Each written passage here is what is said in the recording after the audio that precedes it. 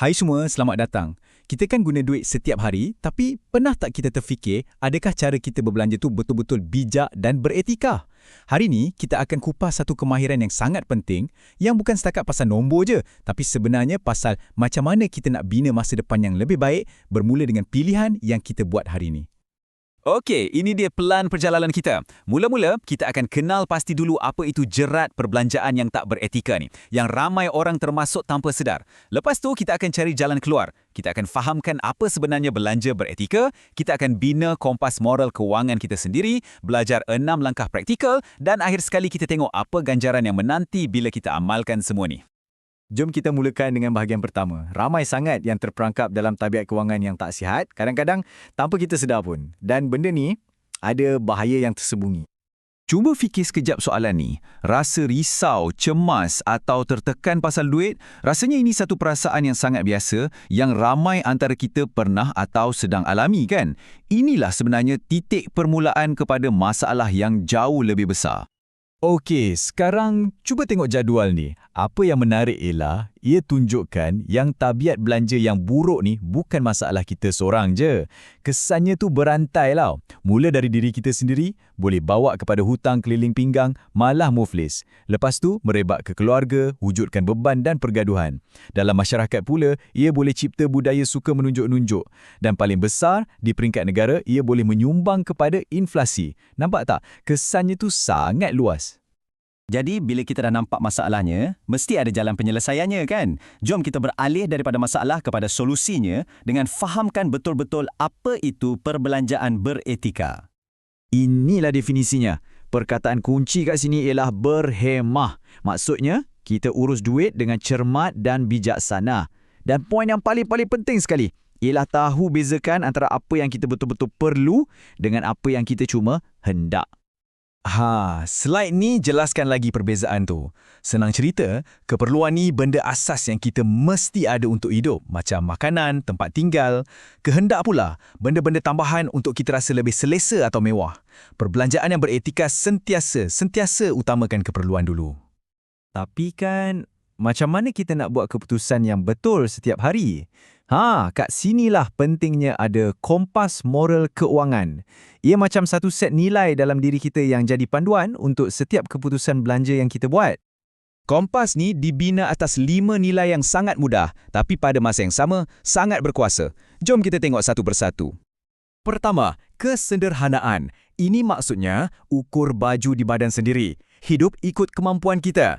Ia bukan pasal kena jadi kedekut, tak. Tapi pasal tak berlebih-lebihan dan membazir.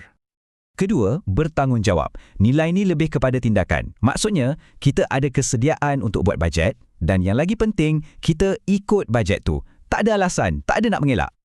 Ketiga, berdikari.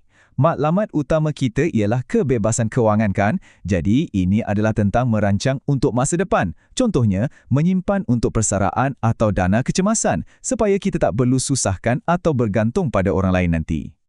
Keempat, mestilah rasional. Ini alat kita untuk jadi pengguna yang bijak. Guna akal fikiran untuk bandingkan harga, kualiti sebelum buat keputusan membeli, supaya kita tak mudah terpedaya dengan taktik kemasaran.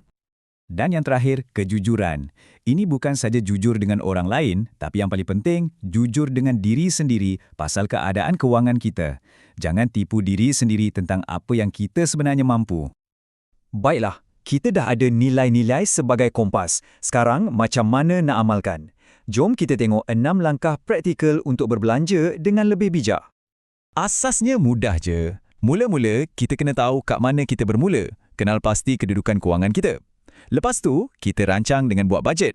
Seterusnya, bahagian paling mencabar. Disiplinkan diri untuk ikut rancangan tu, terutamanya bila nampak jualan murah.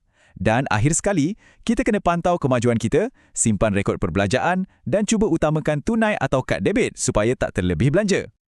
Jom kita tengok satu contoh yang sangat realistik. Dilema jualan murah. Kita semua pernah lalui benda ni kan? Nampak je diskaun besar, terus rasa nak beli. Tapi, tindakan yang rasional ialah dengan tarik nafas dan tanya diri sendiri, aku betul-betul perlukan benda ni ke? Atau aku nak beli sebab ia murah je? Tindakan yang beretika ialah berpegang pada plan asal kita. Okey, lepas kita dah lalui semua langkah ni, mungkin ada yang tertanya-tanya, penat-penat buat semua ni, apa ganjarannya? Jom kita simpulkan dengan melihat kenapa semua usaha ni sangat-sangat berbaloi. Jadi, inilah sebabnya. Bila kita urus keuangan secara beretika, kita akan dapat ketenangan fikiran. Ia menjamin masa depan kita, membebaskan kita dari beban hutang, elakkan kebaziran, lindungi kita dari ditipu dan paling best, ia bagi kita rekod untuk buat perancangan yang lebih baik pada masa akan datang. Dan inilah matlamat utama yang sangat berkuasa dan boleh dicapai. Cuba bayangkan, hidup tanpa sebarang bebanan hutang. Inilah ganjaran terbesar bila kita urus keuangan dengan bijak dan beretika. Ayat ini merumuskan segalanya. Setiap ringgit yang kita belanjakan atau kita simpan hari ini, ia sebenarnya adalah satu undi untuk masa depan kewangan yang kita impikan. Pilihan-pilihan kecil yang kita buat setiap hari itulah yang akan membina hasil yang besar nanti. Jadi, saya nak tinggalkan anda semua dengan soalan ni. Tak perlu ubah semua benda serentak. Pilih satu je benda kecil. Mungkin ia semudah menyemak harga dulu sebelum beli. Atau mungkin menahan diri dari satu pembelian impulsif. Fikirkan, apakah satu langkah kecil yang anda boleh ambil minggu ini untuk mulakan perjalanan ke arah kebebasan kewangan?